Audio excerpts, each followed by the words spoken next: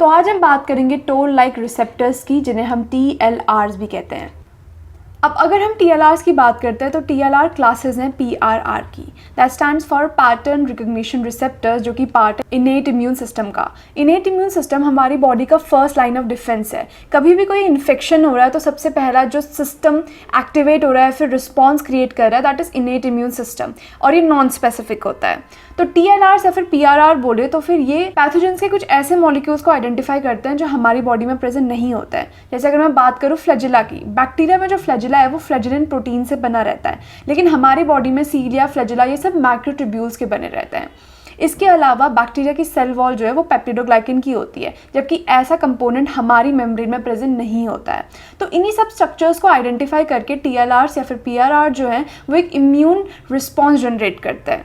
अब ये pattern recognition molecules different तरीके के हो सकते हैं। जैसे कुछ हो सकते हैं जो सेल के साथ एसोसिएटेड हैं। अगर मैं TLRs की बात करूँ, नॉट लाइक रिसेप्टर्स की बात करूँ, RIG like receptors, C type lectin like receptors, scavenger receptors and N formyl receptors. अब इनमें से TLRs जो है ये प्लाज्मा मेम्ब्रेन में प्रेजेंट हो सकते हैं, फिर एंडोसोमल मेम्ब्रेन में प्रेजेंट हो सकते हैं ऑफ दीज सेल्स, जबकि जो NLRs हैं ये साइटोप्लाज्म में प्रेजेंट रहते हैं एंड RLRs भी साइटोप्लाज्म में प्रेजेंट है।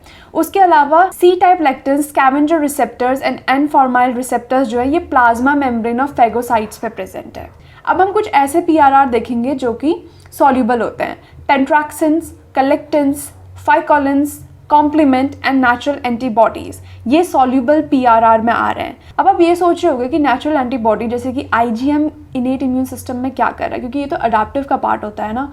तो IgM जो होता है ये कंपैरेटिवली लेस स्पेसिफिक होता है, इसलिए हम इसकी बात यहाँ पे कर रहे हैं। अब TLRs की बात करते हैं, ये किस चीज़ को आइडेंटिफाई करते हैं, कैसे रिस्पॉन्स क्रिएट करते हैं।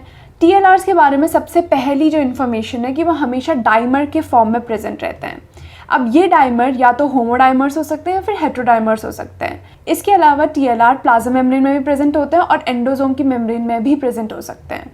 अब इनके फंक्शंस देख लेते हैं। TLR5 जो है ये बैक्टीरियन फ्लैजिलिन प्रोटीन को आइडेंटिफाई करता है। TLR4 जो है ये लाइपोपॉलीसेकेराइड को करता है, जो कि ग्राम नेगेटिव बैक्टीरिया की सेल वॉल में प्रेजेंट होता है। TLR2 एंड TLR6 जो है ये लाइपोपेप्टाइड्स को आइडेंटिफाई कर रहे हैं।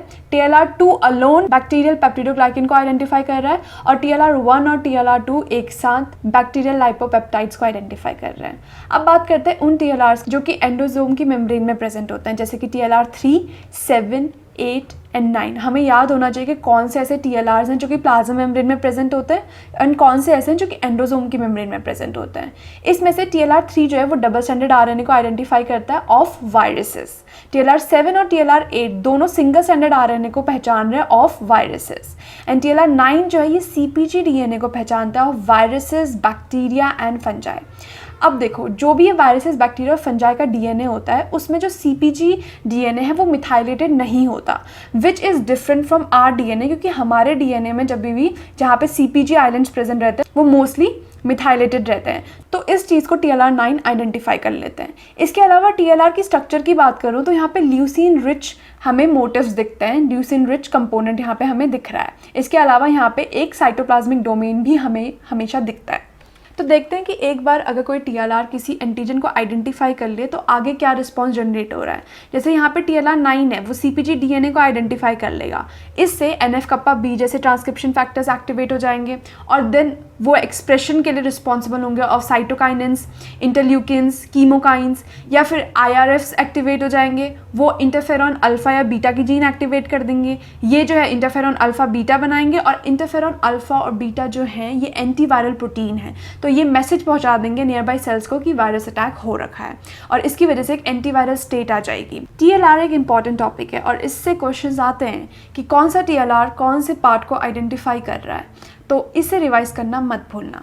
तो आप भी iFly की सेफ ऑनलाइन क्लासेस ज्वाइन कर सकते हैं। सेफ मतलब short, accurate, fast and efficient. iFly online classes लेता है which is accessible from any location. आप दिए गए नंबर पे कांटेक्ट कर सकते हैं, दैट इज़ 09013902981। इस पे टेक्स्ट करिए या कॉल करिए, हम कॉस्ट डिस्कस करेंगे। देन आपको एक सिंपल रजिस्ट्रेशन फॉर्म मिलेगा जो आपको फिल करना है and then you can join our batch. Thank you, मिलते हैं आपसे नेक्स्ट वीडियो में।